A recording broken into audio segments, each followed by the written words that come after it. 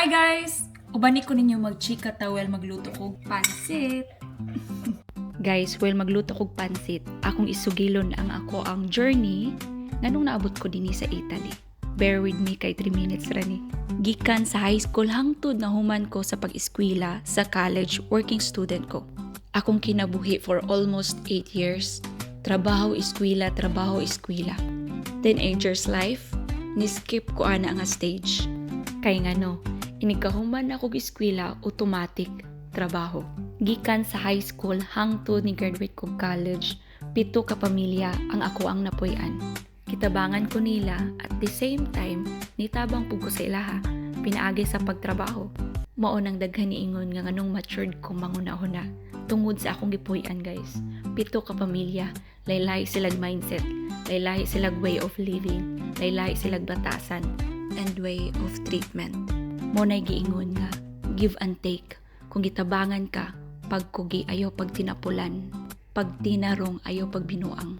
Maning kamot, dili magsalig. Mao nang thankful kay kunila, kay mas dali ko nagmatured, mas wide akong understanding, mas na open-minded ko, ug labaw sa tanan, mas naning kamot ko. Tinuod yun na ilang giingon nga, basta matinud-anon ka, kugihan ug naipangandoy sa kinabuhi.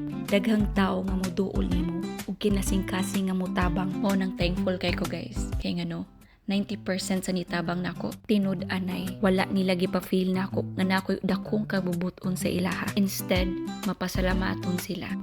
Kay sulti pa nila, if you're helping someone and expecting something in return, you're doing business, not kindness. Mao to guys, kaluy-an sa Ginoo, nahuman nako ang kurso nga akong gusto. Pagkahuman dayon sa graduation, 1 week ni pahuway gyud ko. Pagkahuman natong usa ka semana, nangita dayon kog trabaho. Kay tungod wala pa nahuman akong pangandoy didto. Aside ana, ganahan ko mutabang sa akong pamilya. Ilabi na gyud sa akong papa ug mga igsuon. Mao to abi na kog human na kog eskwela. Abi na kog trabaho na lang ang ako ang i-focus. Mas nidaghan ang mga bayro nun ug naapay board exam. Kaluy-an sa Ginoo na pasar na ako ang board exam. Mao to abi na kog ingon ana kadali once na kay license. Ang pagpang-apply sa kurso nako, kinahanglan gyud siya og kwarta. Wala ko'y enough savings.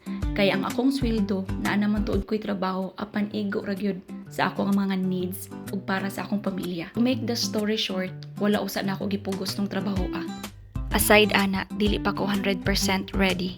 So mao to, nagpadayon gyapon ko sa akong normal job at the same time naginayhinay kog tigom. Apan nikalit og abot ang COVID. Kitang tanan naagian. Ug mas grabe pa gyud sa akong sitwasyon kay nagka-COVID ko. To make the story short, nakaundang kong trabaho. Niuli ko sa muang probinsya. Dala ang akong tinigom. Walay kasiguruhan kanus ako mobalik og trabaho. Ang naara gyud sa akong nauna ato, mopahuway gyud kog trabaho. Unya na ko mobalik kung wala nay COVID. So mauto, akong gamay nga tinigom, akong gipuhunan sa gamay nga negosyo. Tinabangay pud mi sa akong ate para na lang gyud ko'y income.